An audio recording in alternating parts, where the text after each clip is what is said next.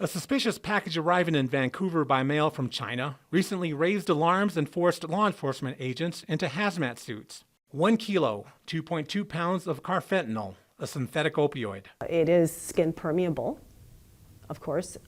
It takes 20 micrograms to be fatal to a person.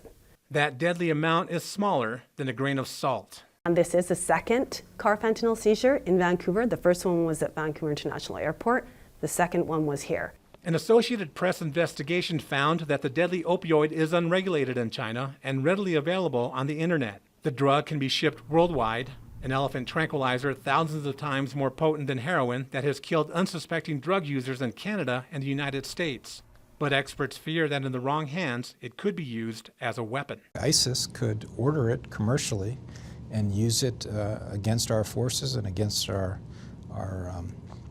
friends and allies in a terrorist scenario. So we need to work with governments to improve controls. Experts say several countries have researched using carfentanil and chemicals like it as a knockout weapon. China, the Russian Federation, Israel, Czech Republic, the United Kingdom, the United States, and even South Africa. Russian security forces in 2002 used an aerosol containing carfentanil to incapacitate Chechen extremists and rescue more than 800 people held hostage in a movie theater. More than 120 hostages died after being exposed to the aerosol. Vladimir Stukhanov was rescued. His friend Boris Lapin had given him a coat. Boris died but saved me. He gave me this coat, and I used it to cover my face when the gas was released. The difference between that incapacitating dose and a dose that will kill you is too narrow. So there's a huge danger that you'll get the dose wrong and that you'll kill the targets that you're trying to incapacitate. Carfentanil is banned as a weapon by the Chemical Weapons Convention, but 12 Chinese companies offered to sell and ship carfentanil, suggesting breaking it up into small packages to avoid suspicion. The AP did not actually obtain carfentanil during its investigation.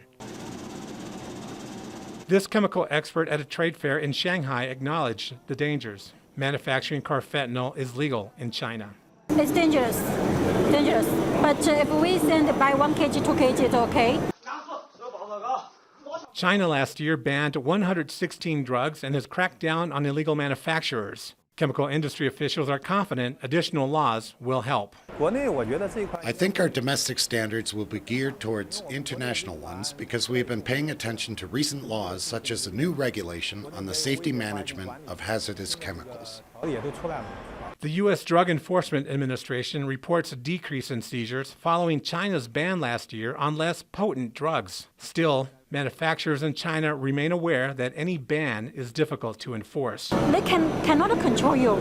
So many products, so many labs, they can produce, so how can control?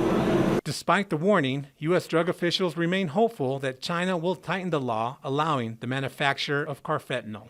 Peter Banda, The Associated Press, Vancouver.